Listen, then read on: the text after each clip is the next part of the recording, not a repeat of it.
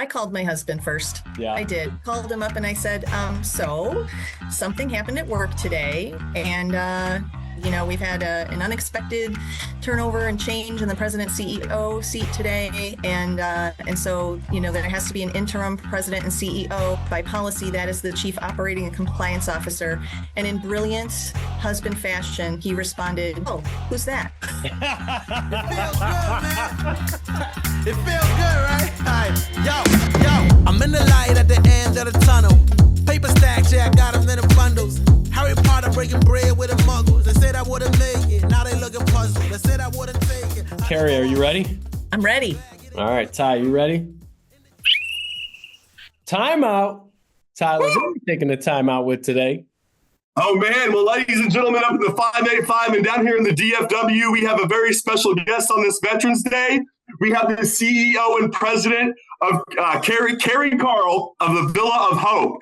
Carrie, thanks for being on our show. We're nearing up 100 episodes now. We're ready to get your word out.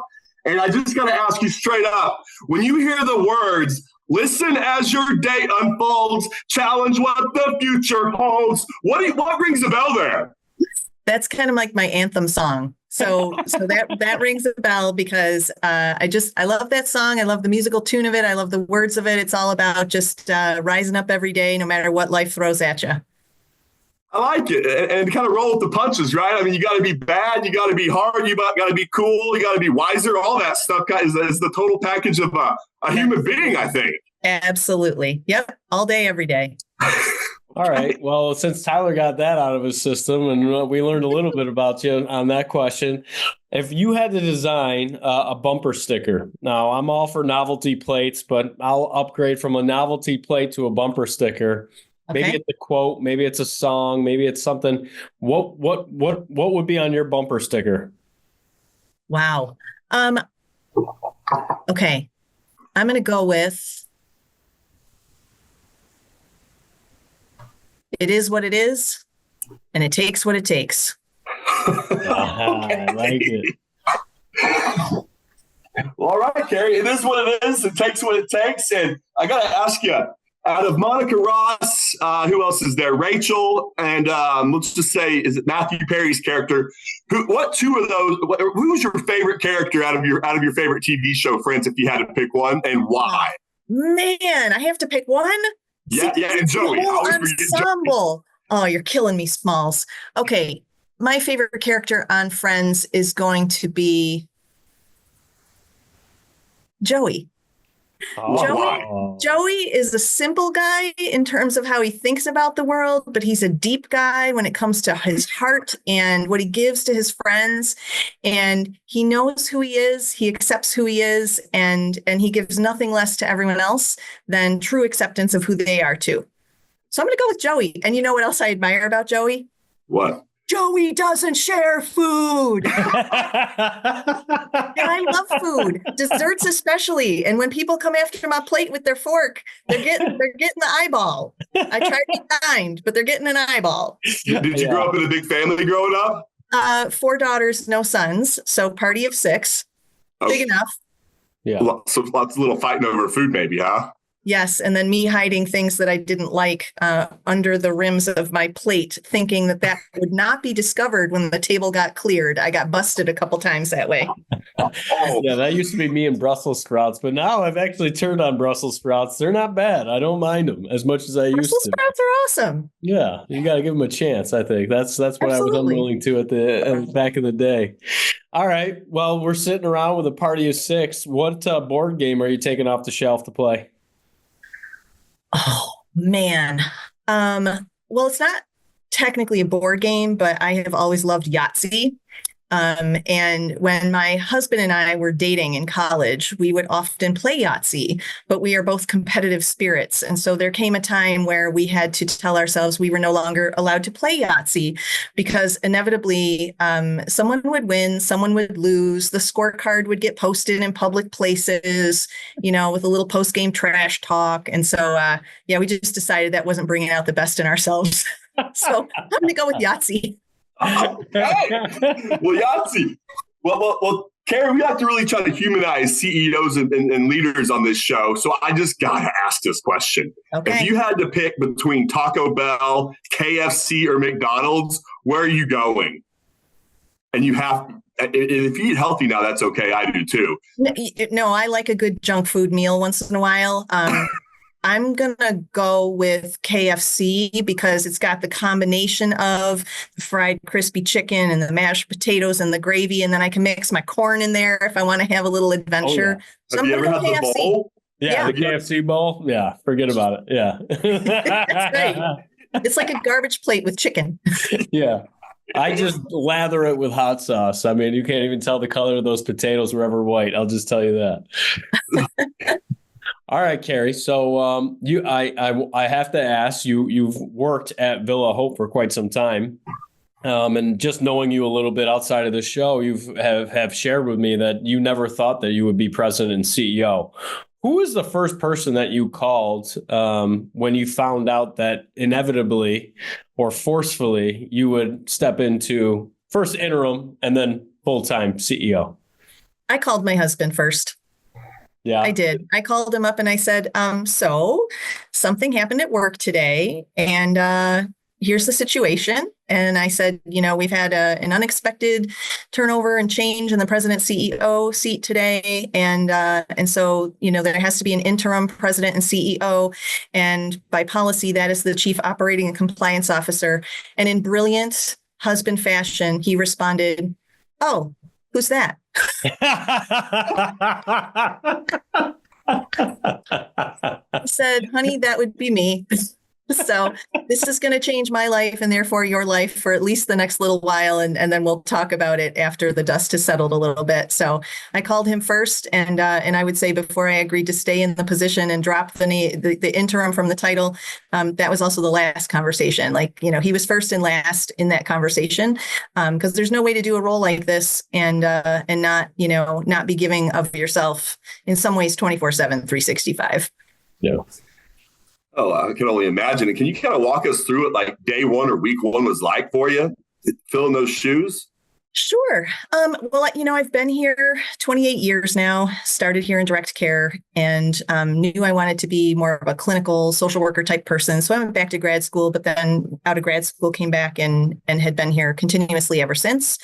And so, I wanted to start by settling the dust with people. Because it's a big deal when an organization has an unexpected change like that in a position at the top of the organization. So, that was my first thought. How do I craft a message that can be communicated to all staff that says, yeah, this really weird and kind of unusual thing happened to us as a Villa community, as a Villa team today. And here's how we can digest the information through our trauma-informed model, which is called the sanctuary model. And here are the next steps. And here's what I'm going to give my darndest to do every day to make this as smooth as it can be for the staff so that it would be as smooth as it could be for the people that we serve in this organization. So that was really the number one thing on my mind was the people. When did you get that divine sense that this was just the next thing that Carrie was meant to do? Yeah, that's a great question. So truth be told, I applied for the position when it was planfully vacated. And I was still feeling ambivalence about it on some level because, again, it wasn't something I aspired to, but I fell in love with this organization a long time ago and really wondered if an internal candidate with decades of experience in a lot of different areas of the organization would be able to offer something unique and best fit. And I didn't get the position, and that was A-okay. Went back to work at my role as chief operating and compliance officer. So then when unexpectedly I landed in the seat, I knew almost immediately that it was not going to be healthy for the organization or the people we serve to not stay in the role if the board and I could just agree, that it was now something in a situation in a moment in time for the organization when what I brought to the table as an internal candidate was in fact unique and the right best fit for the organization. So I think I knew pretty quickly after that first day of of shock and the interim title that I would probably be asked and agree to stay on. It was just really, though, wanting to focus on the people first and then take care of that business, some weeks down the road. I'll tell you what's unique is an internal candidate that applies for a position and then doesn't get it to stay at that organization. Usually it's such soured grapes. It's such kind of an emotional time that they didn't see it in me. And man, how dare they? I've dedicated my whole life to this organization. How did you take that news? Like, how did you work through that on an individual level? Yeah, through the interview process, I had come to really see myself in the role. When you're answering those kinds of questions, the ambivalence really shifted toward, oh, wow, maybe I really am the best choice, at least in my own head. So then when you get that feedback, of course, it hurts. It hurts because you'd come to that point of believing, yeah, I think I do have something special. I think there is perhaps something that makes me the best candidate. I leaned on people who knew I had applied. I had kept that circle very small because I knew that if folks at the Villa knew I was applying, some of them might not take it well if an external candidate got picked over an internal candidate with as many years as I have here. And I just always want to be thinking about what's best for the Villa. So a lot of it has to do with, I think, where's your ego sitting through the whole process? And if you're keeping that in check, then, I had to practice what I had preached to myself and even said toward the end of the interviews, they said, do you have any other questions? And I said, yeah, it's interesting. You haven't asked me the $1 million question or what I think is the $1 million question. And they said, well, what's that? I said, you haven't asked me what I'm going to do if I'm not picked. Mm-hmm. And I said, do you want to know? And they said, yes. I said, I'm going to go back to my job. I will wear whatever title you think I can best wear for this organization. I love the mission. I love the vision. There's no place else I've ever been or want to be. So I'm just going to go back. I'm going to go back to doing what I do and trying to do it with excellence every day. So, you get that disappointment. It hurts. And then you say to yourself, yeah, and this is a moment where, what you said, was that really real? Because if it was, then, okay, give yourself a little sad and then get back to work. Yeah. There's a lot of work to do. The mission and the vision haven't changed. So go back and serve it. I just love what you said. That's what I did. I think that pride and ego is such a big component to what you just shared, right? I think a lot of other people can't put that aside, and I think that ends up consuming them. And yeah, of course, that ego is the one thing telling you that you're not good enough, and here it is. And then you were just waiting for that one example. Oh, here, everything I've told myself has proven true. I love the word that you use, ambivalence, because that's just a word that I've never associated with it before. So that's a really cool lesson, I think, for a lot of individuals in leadership. And I think Tyler and I would both agree, based off of 100 interviews now, the CEOs that are the best are the ones that never saw it coming. They didn't make that their focal point. They didn't make that their overall destination. It was more about the mission, the vision, and the values of the organization as a whole. So really cool, Carrie. Thank you. Yeah. And I don't know how the Webster Dictionary would describe ambivalence, but when I say ambivalence, I don't mean I don't care. It just means I don't have a strong preference one way or the other. Mm-hmm. Mm-hmm. I'm going to try to use that word today. Ambivalence. That's a cool word. I don't even know if I've ever heard that. That's a neat one, Carrie. You're welcome. That is my gift to you, Tyler. Yeah, I have a lot of red scribbly lines under. I spelled it way wrong over here. I can just right click and check it out. Yep, I have faith in you. Ambivalence. Well, Carrie, will you give us an overview of Villa of Hope? Sure. So Villa of Hope is a nonprofit, community-based behavioral health organization in Rochester, New York. We have 4 key program areas. We have a junior senior high school. We have health home care management. We have a workforce development program. And then we have behavioral health treatment programs, which like a medically supervised detoxification center, inpatient rehabilitation beds, outpatient clinics, et cetera. So what I say to people about the Villa is we all know and care about somebody who struggles with mental health and or substance use disorder. And most of us actually know and care about more than one person. And some of us actually see that person when we look in the mirror in the morning. Villa of Hope is here to provide care, treatment, services, and support to anyone who is that person who's struggling with a mental health or substance use disorder. And even though we have a school and a workforce development and a care management program, everything we do at the Villa is done through the lens of trauma-informed behavioral health. And we also have a strong commitment to diversity, equity, inclusion, and belonging. Dude, that's cool. That's cool. I was a graduate of Tully Hill, so I'm much appreciated for you, Carrie. Yeah. Yeah. Oh, yeah. Yeah. A plus. And you said junior and senior high school as well? Yeah, so we have the Villa of Hope School. We have 72 desks serving students in grades 7 through 12. Our classrooms are really small, 6 students, 1 teacher assistant. And that's because we're serving a population who has had behavioral health challenges that get in the way of their learning in a regular ed, public school environment, 20 plus kids per classroom, et cetera. So these are students who have been bullied, who have high anxiety, depression, just lots of different struggles that get in their way in that larger school setting. So some of them come to Villa of Hope School and say, I want to get back to my district as quick as I can. Most of the students who come to our school say, please don't ever make me go back. This is where I finally feel safe and a sense of inclusion. Please don't ever make me go back. And for students who are enrolled in Villa of Hope School during their senior year of high school, we have a 100% graduation rate. Wow. That is for as many years as I can't remember when I started counting. It's probably close to 10 years now. So it's the real deal. Like, this is really helping kids who have had some horrible experiences in public school settings to get their needs met in a setting where then they do feel safe and they feel included and they can be the smashing successes that they were intended to be all along. Oh, that's so cool. Tyler, I joked the first time I met Carrie, I was like, yeah, that was the place my great grandmother always threatened to drop me off at. And yeah. Hey, Kevin, you keep misbehaving, that's where we're going to drop you off. So yeah, we get a lot of that. Oh, that's St. Joseph's Villa. Yep. Yeah. That's when Dad was real mad at us. We'd drive by and he'd say, if you kids don't straighten up, I'm sending you to live at the Villa. Yeah. I had no idea what it was. I just knew I didn't want to go there. So, but all kidding aside, of talking about kind of some of those generations and the generational trauma that we continue to see kind of passed down really comes from the stigmas, right, associated with mental health and mental wellness. How do we break in your estimation, right, and you've had 26 plus years of research now, how do we break that stigma?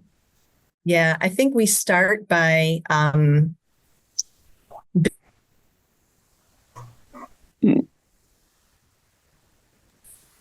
I'm going to start that one over again because you guys may want to edit that out. I don't know if I was just going to say that. Screen.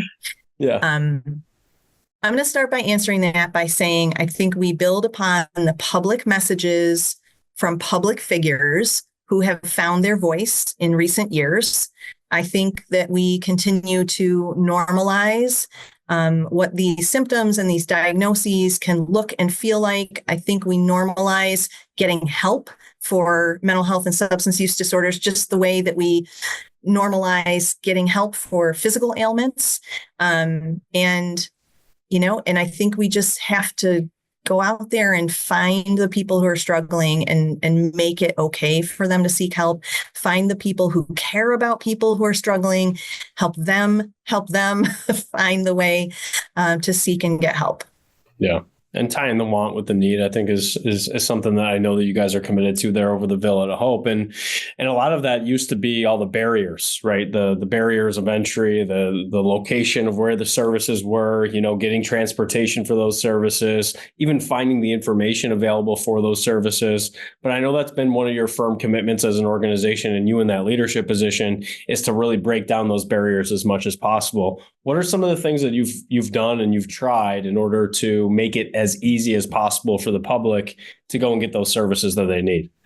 Yeah, well, I'm not going to take credit for this first one.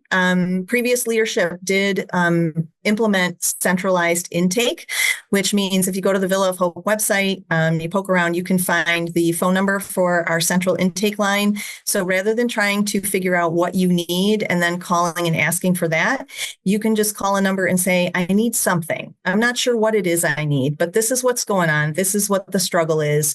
This is how it's impacting life on a day-to-day basis. And let us partner with you to help you figure out what you need. If it's something the Villa has, great. Then we can get you in line for the particular program or service that is best suited for what you need. And if for some reason you need something that we don't have, then we're going to help make a referral and a connection to an organization that does have that. So central intake was a big move in a good direction. We've done things in the last year around physical access, thinking about people whose bodies are different than ours, whose language may be different than my primary language is English, for example. So, thinking about access more broadly. Also just trying to get the messaging out there for who we are, what we do, and how to reach us. And then taking advantage of opportunities like this. I said to someone this morning, I was like, okay, so I'm going to be on this podcast. It's going to be about an hour. I'm really anxious, but I will take one for the team anytime I get a chance to put the Villa of Hope word out there. So here we are. It's actually working out okay. I'm actually, I'm relaxing into this. You guys are making it as easy as it can be. To go on this kind of format. And so just working hard to get the word out there.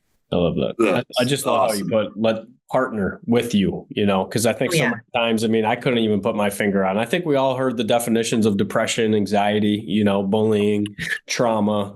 Men even admitting what trauma ultimately is. We always have that shrug of the shoulders, right? I'm so tough. But I love how you quoted that and put that into to a real partnership. It's that back and forth. It's like a lot of I don't knows that you can help fill in to ultimately connect the want with the need, to ultimately give the services that that individual may or may not know they even need. So that's cool. And the whole concept about trauma needs to be broken down too. So, when I think about like what makes an event traumatizing, ultimately what makes an event traumatizing or not is that event, the person who experienced that event either had adequate coping skills to deal with what happened in that moment, or they didn't. And so that's why, like, we could all be riding in a car together this afternoon and we could be in some kind of wreck and we all walk away from it physically fine, but maybe one of us is not feeling good about getting back in a car anytime soon. And the other two are like, pop back in a car, get behind the wheel, let's roll. We got a road trip to do. Why is the one person not wanting to get back in a car? It just means that experience overwhelmed them in that moment. Their coping skills weren't, were overwhelmed or flooded by what happened. And so when you take something as kind of like normal as a car accident, but then you think about some of the other things that people go through in life and survive in life, that's what it's really all about, is just an experience that overwhelmed your ability to deal with it in that moment. And that can happen to any of us any day of the week. Yeah. I think it's realizing too how much you have control over and what you don't, and that the definition of good and bad is such a personalized definition. Yes, that's so cool that you brought that up, Ty. For sure. Yeah, Carrie, I think it was so cool that you said that y'all answered the phone. I did the process before, and it's like out of your mind on a website trying to type in your policy group numbers and blah, blah, blah. Yeah. And it's like, website, do you know what kind of state of mind I'm in? Yeah. Can I just talk to a human? And I mean that, Yeah. And I was going to ask you, I think, a place like Villa of Hope has a special place in my heart. Like, you mentioned that you have a 24-hour job, and I think your employees do too. It's not like they clock out at 5 o'clock and don't come home with stress or pain or whatever that they experience for that day. And I was going to ask you, how do you keep that, energy authentic, day to day? Because it can't be all rainbows and sunshines around there nonstop. And your employees, like I mentioned, definitely go home with a little burden, I think, as opposed to me, for instance, out of my corporate job. It's kind of like I'm out and let's go hang out with the family and not worry about much. How do you keep that energy going and flowing and streaming through your company there? Yeah, we lean pretty heavily into the sanctuary model that I mentioned before. It's a trauma-informed organizational culture model.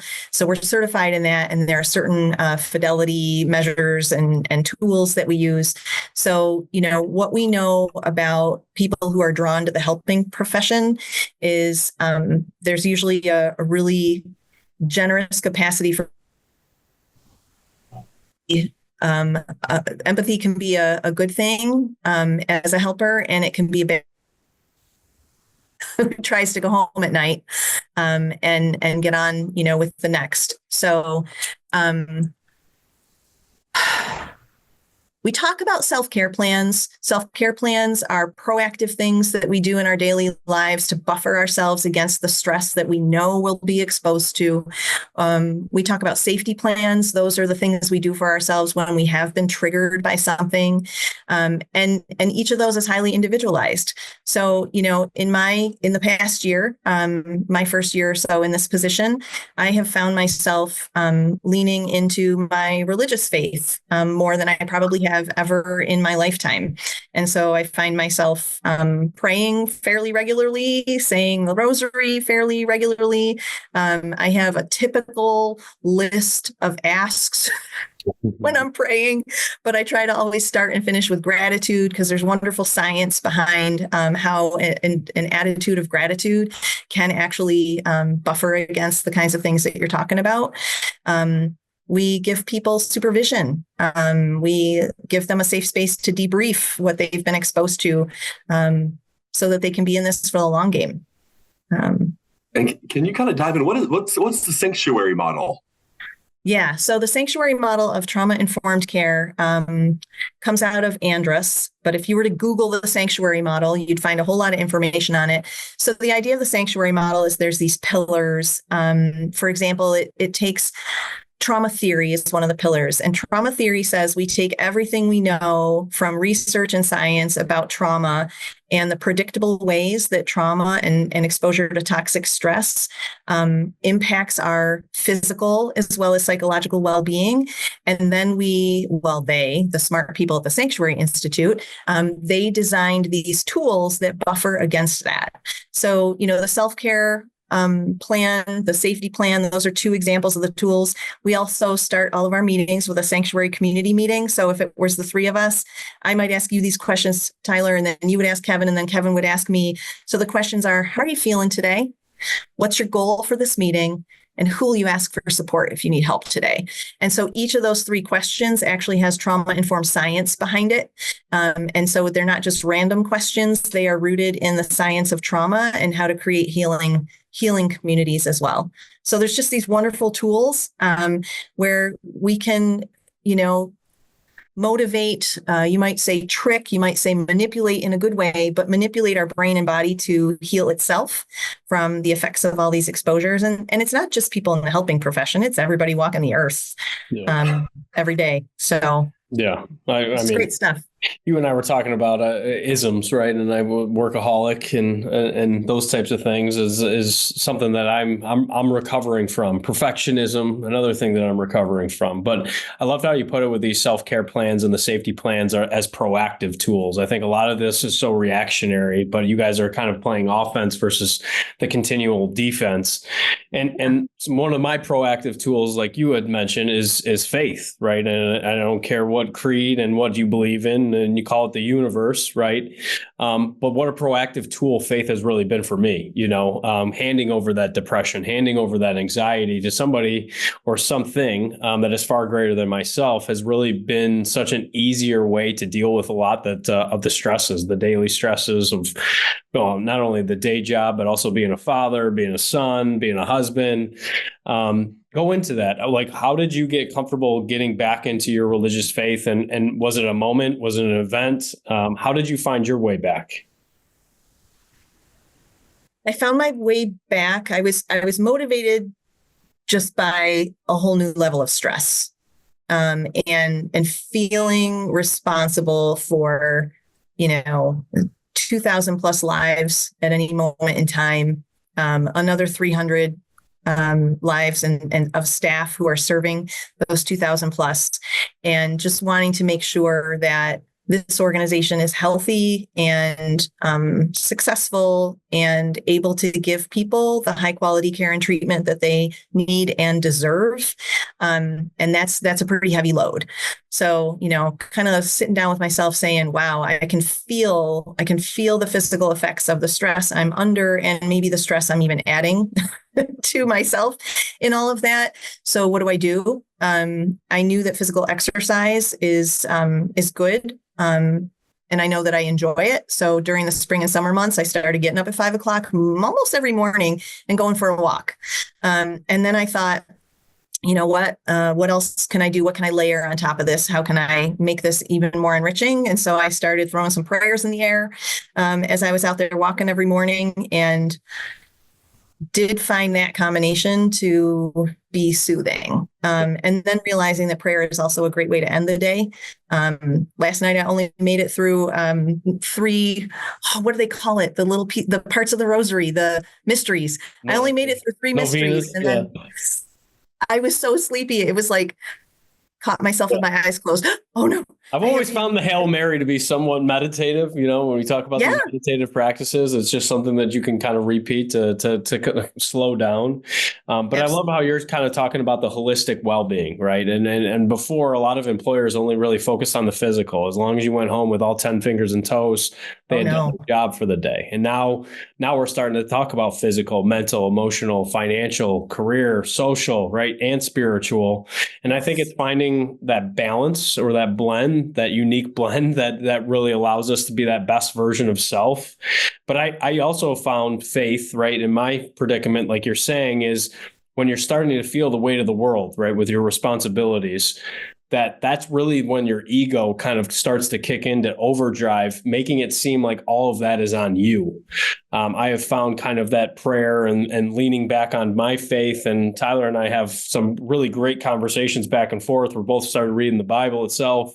But when we fell back on that, that allowed my pride and my ego to really kind of go by the wayside, where it felt less like it was just on me.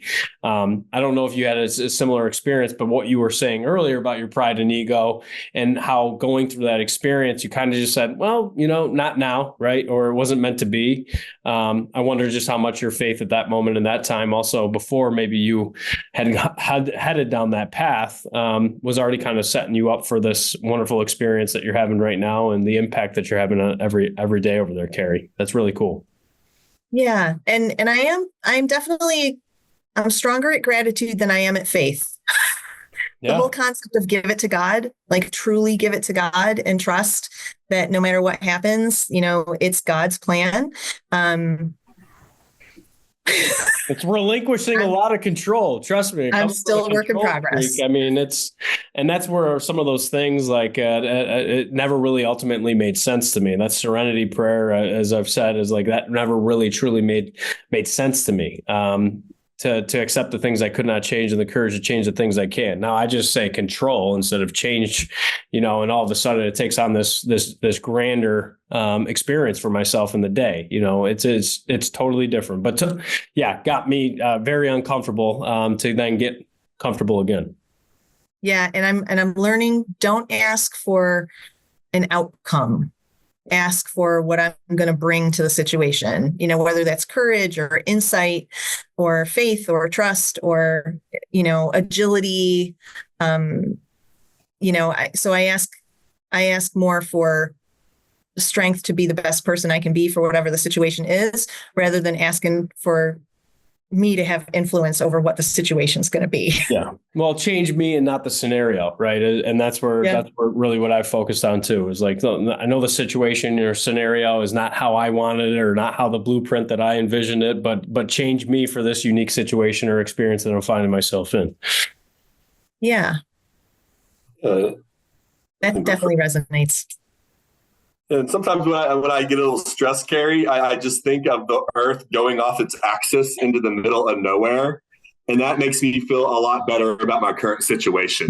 Like it's like, wait, I really don't have control. And I always feel that when if I change jobs and I think about my old job, I'm like, dude, it was not that big of a deal on so many levels. And you mentioned sleeping well. How nice is it to just sleep well after you've gone through a tornado season of stress?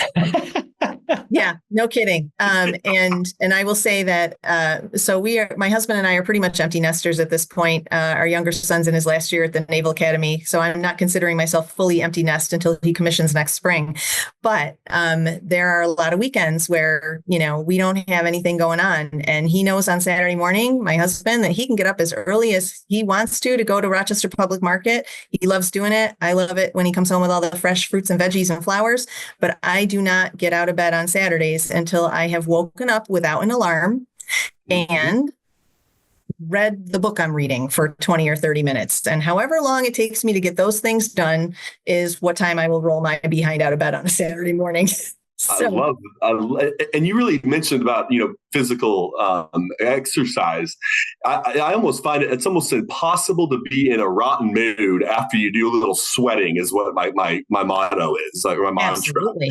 Oh, and I might still be a little perturbed, but not as, walking out of that gym or getting done with that walk, I kind of have this really cool grin on my face saying, I did it, and then kind of go back to the day.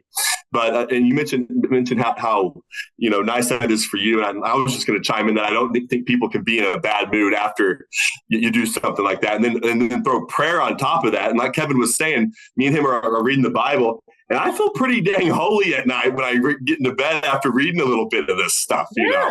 And also what I picked up is I think, on the first 7 paragraphs of the Bible, which I've never really read, God had to restart the world a few times. There was burning cities, every other paragraph, didn't do that right. Boom! So in my mind, it's if God didn't do it right, man, I think we're all right. That's right. Yep. And it's funny you say that because people around the villa know that one of the things I'll say when I make some kind of mistake, which happens almost every single day, I screwed that up. And as long as that's the worst screw up of the day, I can still have a great day. So, don't let your mistakes define you. Figure out what you can pick up and learn from them, and then go forward and do better next time. And maybe that's a little bit of what God was doing in those early paragraphs, giving himself a do-over. Yeah. And I don't think there's anything cooler than a leader telling their team when they mess up. It gave me such a freedom when I had my first president and CEO. I was like, wait, you mess up, dude? Oh, yeah. And it was just okay, I can go to bat for you now and not worrying about all these different worries about being perfect, which is just an excuse not to do a bunch of stuff in my mind. Yeah. But that's pretty dang cool, Carrie. Yeah. Human error. I can do human error all day, every day. Bad judgment. Now we're going to talk a little bit about the specifics and the context of that. Knowingly making bad decisions, we're probably having the most difficult conversation out of all those 3 categories. But how are we going to learn and grow if we don't make mistakes? Yeah, and like you said, finding the beauty in imperfection. I think the perfectionist, to Tyler's point, you don't end up doing much. It's paralysis from overanalysis, but indecision is still a decision at the end of the day. And I think that's where my journey continues, right? The self-discovery journey. But I always look back as my past as bad, right? It was but we were just talking at this Best Buddies program, and Lindsay, who was one of our past guests on the show, and you met her on the panel, she was just saying can we change, right? And ultimately, yes, you can change. And it's not that we discredit our past, because that is sometimes, and I heard it over the weekend, that you have to go down into the darkness in order to become bread as a seed. You may not always know what that final destination is. And that brings me kind of to some of your experiences. You've worked at the same organization for quite some time. That's kind of a thing of the past today, right? Not a lot of people are sticking at the same organization. They lose some of that history. They lose some of that bestowed wisdom that's kind of passed down from peer to peer.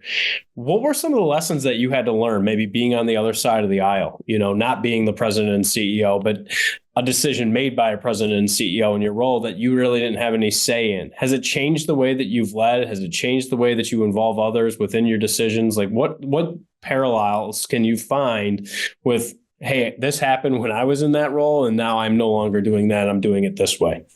Yeah. Well, the first thing that comes to mind for that is, and this would be kind of early on,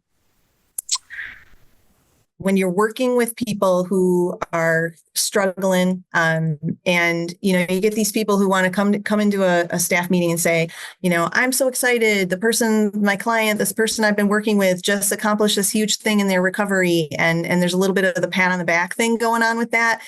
And the hard part about that, or the reality of that, is if you want to kind of co-own the success of a milestone or something that your client has achieved, you better be willing to own the failure side of that when people stumble and fall down and make big mistakes.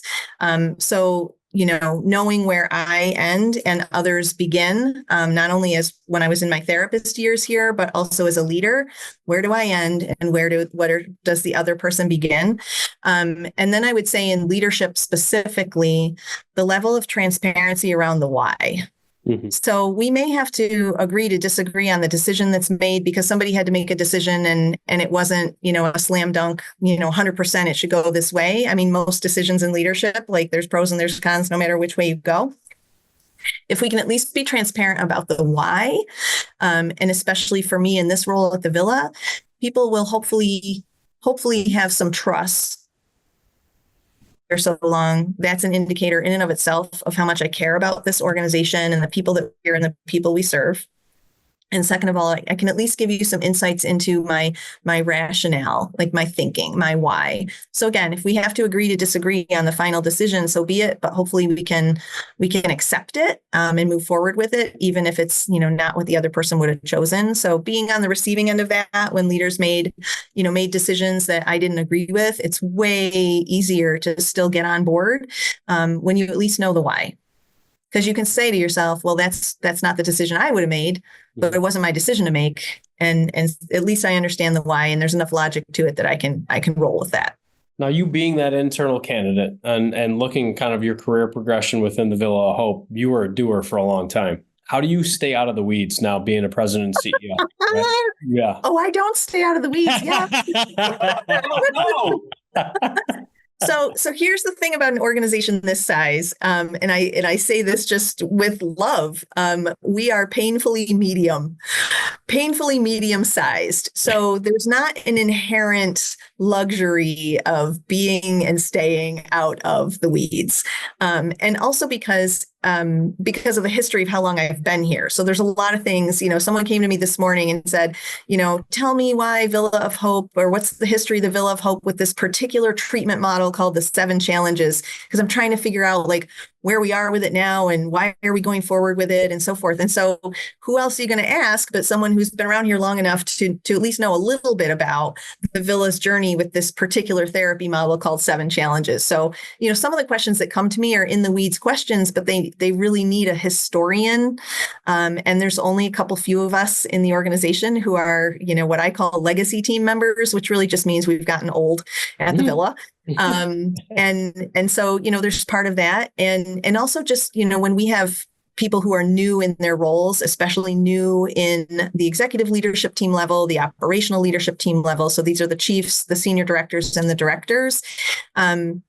People can't know what they don't know. So, come to me, ask me a question or present a problem, and give me some ideas, problem solving type ideas. And let me just say, here's some food for thought I think you should consider. But often what I'll say after even those conversations is, it's your decision, it's your judgment call, and I trust you. Yeah. Wow. Just, I would make sure you think about these. That's what I was going to add next. Where's that fine line, right? Because we want to do, right? You are that historian, and sometimes that becomes enablement, right? And all of a sudden, then we're doing that other person's job, and then we're kind of standing in their way of development, right? And you just answered that question, so thank you. Yeah, you got to give people room to grow into, otherwise they can't grow. I mean, absolutely. That's like biology, high school biology or something. It is, but other your peers, right? Sometimes we go into micromanagement, right? So now I want to control everything, and this is the way I used to do it, so you're going to do it this way, and we don't allow them that opportunity to kind of put their mark or their stamp on it to bring additional efficiencies or innovations to what we've always done. Yeah, the what is usually, a thing that needs to be done or accomplished on a certain timeline, but the how is completely negotiable. As long as the what gets accomplished. Love that.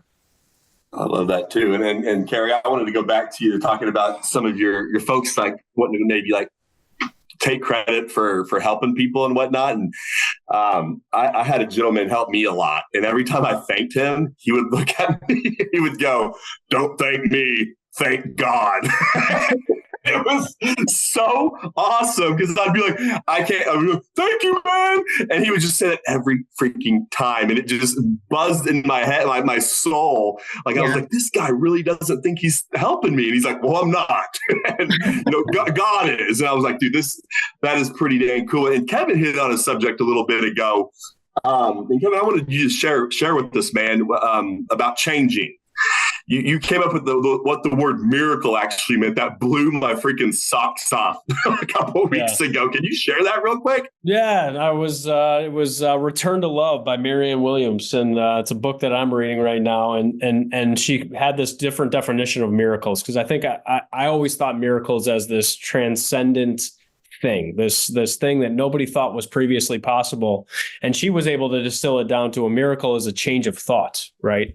Or a previous way of thinking, whether it's about something or about an experience. And I just thought that it was so profound as just how simplistic that we can look at something and always and just change our thought process. And it got me back to one of the other quotes that I had heard, that all world problems are interpersonal problems. We keep repeating some of the same behaviors because we ourselves as individuals are not healing ourselves. We're always looking externally, I think, and that's where I was. I had this need for external validation or support, and that is pretty fickle, right? It's so codependent on somebody else's ups and downs that I too was riding the waves of their ups and downs. Instead of looking internally and having that internal light. So that's been my mini miracle as well, is to really focus and get back to that self-love, that self-acceptance, making some of these other things that always seem so far off and into a distance, like saying no, just seems so foreign to me. It was something that I always wanted, but could never really fully grasp. So Ty, I hope that that got around. Yeah, man. No, dude, I like drive down the road and I hear like the news or something. And I think to myself, and I change my thought and I'm like, miracle, and it's been awesome. Yeah. And you know what, Kevin, what I just heard you say, vulnerability is strength. Big time. Mm-hmm. Absolutely. And you can never go wrong with like a healthy dose of introspection.